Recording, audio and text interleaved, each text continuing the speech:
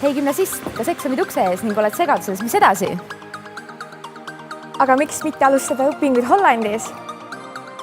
Riiki, kust on pärit maailmakuulsad DJ'd nagu Armin van Buuren, Martin Garrix, Tiesto ja paljud teised. Kohta, kus on rohkem rattaid kui on elanikke.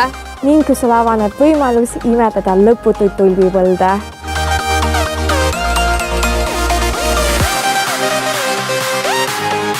7. ja 8. veebruaril on sul suurepärane võimalus kohtuda 3 Hollandi ülikooli esindajaga nii Tallinnas kui ka Tartus.